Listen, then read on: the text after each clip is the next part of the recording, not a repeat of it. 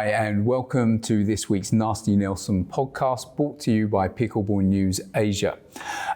This week, we're going to take a look at the standard and quality of pickleball coaching that we see across the Asia region. But before I get into that, if you like what we do and would like to help us spread our message a little further, please do subscribe to the channel and like this video. It helps a lot, and certainly appreciate every click that we get. So let's look at the topic at hand.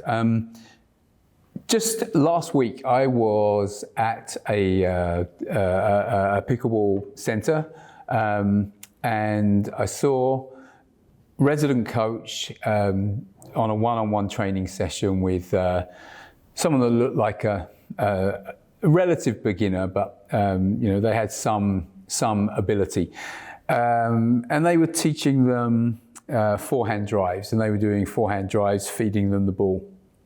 And I was watching, and the technique of the lady that was being taught was just totally wrong. It looked a little bit more like a tennis drive than a pickleball drive, and there are differences between the two. And stance was slightly wrong as well. So overall it was wrong, but the coach was simply given guidance based on how well the shot was coming back. So if she mishit, he said, try and hit it better. If she hit it and it went the right direction, he's like, good, excellent, well done, more like that. But what he wasn't doing was even looking at or thinking of correcting the stance. So, I didn't interfere. I don't feel it's my business to do that. But what I was watching was that someone was paying for coaching, I think in good faith, assumes that they're getting the right advice, but clearly from what I saw, and I kind of mentioned it to some people I was with, and they kind of confirmed that I was right in my thinking. But the reality was that she was not being taught the right way to hit the ball, get the fundamentals right. And this is not a one-off, actually. We see it quite a lot. And there are an awful lot of coaches or people that purport to be coaches out there. And it's really difficult to know if the coach that you're getting is A, legitimate, but secondly, even if they are legitimate, are they a good and capable coach? And it really does create problems. And I've even seen people that I've seen come to Malaysia just on a 2 or 3 week visit from another country, and they stick on their Facebook or on their Insta that they're from, wherever it is, Japan, Korea, Thailand, could be any one of those countries, and state that they're a reputable coach in those countries, and they start running coaching sessions here just for the short amount of time they're here on a vacation or whatever else it's doing, and actually testing whether they're really doing a good job is difficult to do. So I wanted to break down some of the issues that we see with coaching. And I do want to get on to the pickleball coaching qualifications and talk about those and what they mean to people. But I also want to just look into a couple of other issues I see with coaching, which is that there are a lot of people coaching who have no pickleball coaching qualification at all. So I see tennis coaches who maybe have spent years coaching tennis that have switched over to pickleball coaching because maybe it's more lucrative for them at the moment. And I see, really good pickleball players, again, with no coaching qualifications, that are also doing coaching. And the thing with both of those it really is a lottery, because it doesn't follow that just because you're a great player that you can be a great coach. And I have seen some very good players whose coaching ability and methods is not ideal. But I've also seen other really great players who do not have coaching qualifications that seem to be really good coaches as well. So I said a bit of a lottery. On the tennis side, one of the problems I see is that tennis technique is actually not the same as pickleball technique. Some of tennis coaches who have not retrained as pickleball coaches tend to fall back to actually coaching the fundamentals of tennis rather than the fundamentals of pickleball. And whilst you can get away with that, it doesn't really help you in terms of having the core baseline for pickleball that you need. So that's some of the problems that we see. But what I really wanted to get onto was the actual pickleball coaching qualifications, and just talk a little bit about what they mean and what some of the problems are. Now, I myself have undergone and qualified as a coach on two bodies. One of them is the IPTPA and the other one is PPR. So I've actually qualified as a level 1 coach on ITPTA and I am a certified coach for PPR. And you know, what does that mean? And I'll get to that in a little while. And what I would say is, based on my experience, there are some pluses and minuses of what these organizations do and how they train coaches. And from what I understand, you know, there are a number of other coaching bodies out there that train you to be a coach and certify you to be a coach, and all of them are fairly similar in this respect. So one of them is that they are commercial in their own right. They're here to make money, and so they need to get people on their train the trainer courses, train you to be a coach. And to do that, one of the problems is they really don't like to fail anyone that does their courses. So this is just my opinion. It is not the stated official way that these organizations work. It is my opinion based on doing a couple of these accreditations, that what I found is for ITPTA, they do a level 1 and then they do a level 2.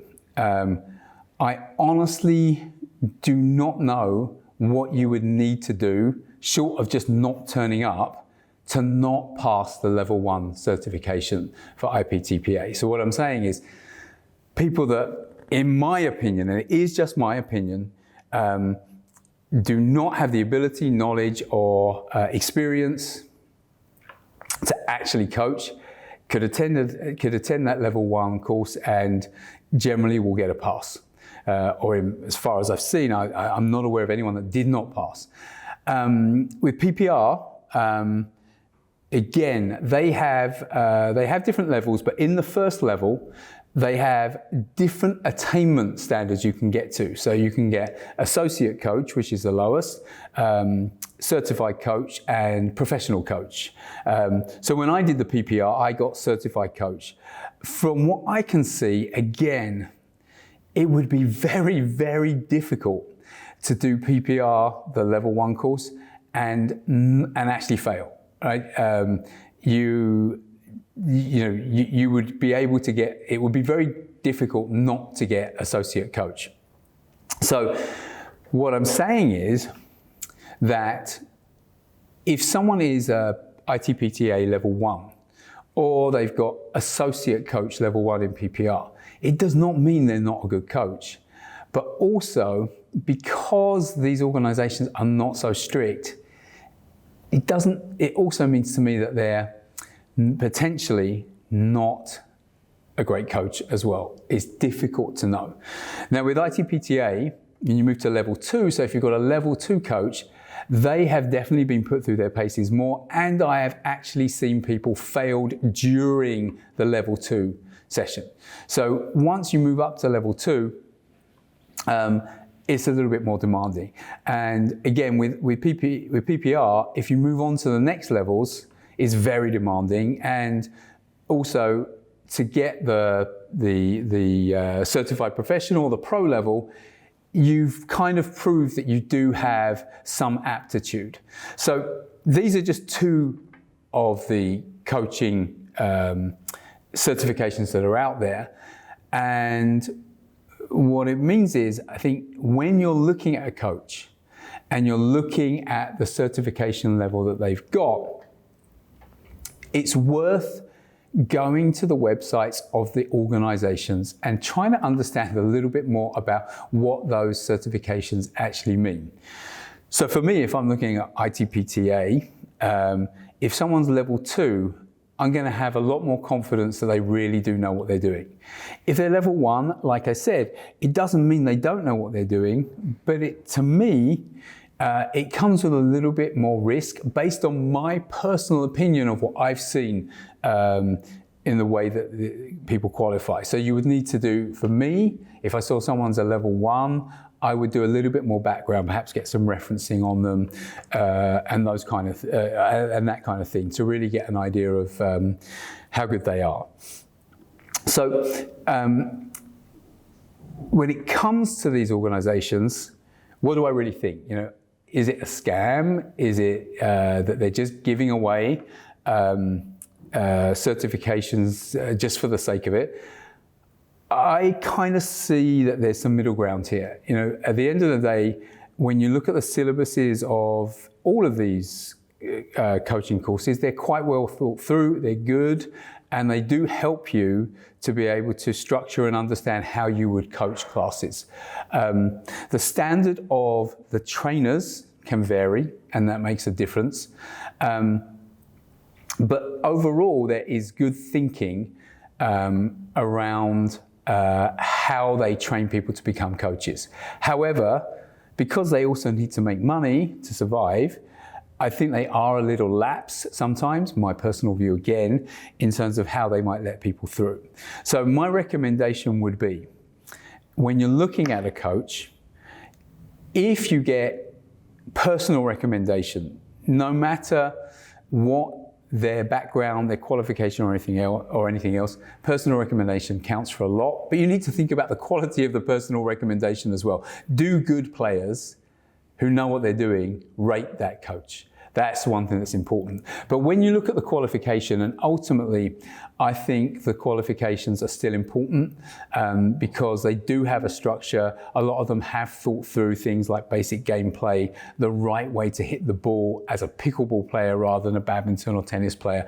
So I do believe that these bodies carry some value, but I think as a paying client, the thing to do is understand what body the coach has been credited by, go to the website of that body and look at the way they qualify people and what the qualification means.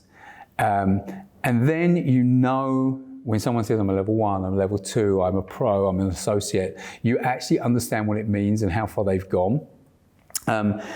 And then be critical when you start lessons with them as well. So if you can get recommendation, that's great, but also sanity check what they're showing you. Think about, are they really correcting your strokes? Are they really getting you to stand in the right place? Can you go back and check it with online to see if the advice they're giving you seems to stand up against advice of well-known coaches or reputable coaches online. So you need to do a little bit of research, because the reality is, unfortunately, because there is such demand, there are people out there that are basically teaching the wrong way. My own personal view, I don't believe that there are many scammers out there in this respect. I just feel that there are people that are badly trained themselves so that they are not giving you the level of coaching you really need as a beginner or an intermediate or whatever it is you want to progress. And there are a lot of them. I don't think they're necessarily bad. I think that they are not well trained and the barrier to entry to become a coach is quite low. So I think it is on us as people looking for coaching to do our own research, be a little bit more critical and understand the accreditations and what they mean, so that we can make a more informed decision and think critically about the coach that we go to and really try and understand whether they are delivering something that is worth the money you're paying. So with that, that's kind of my review for this week. Hope you found it interesting. If you have experienced good or bad coaching, please do give examples in the comments below. I think it adds a lot to the conversation and dialogue about this particular topic, which is a really important one.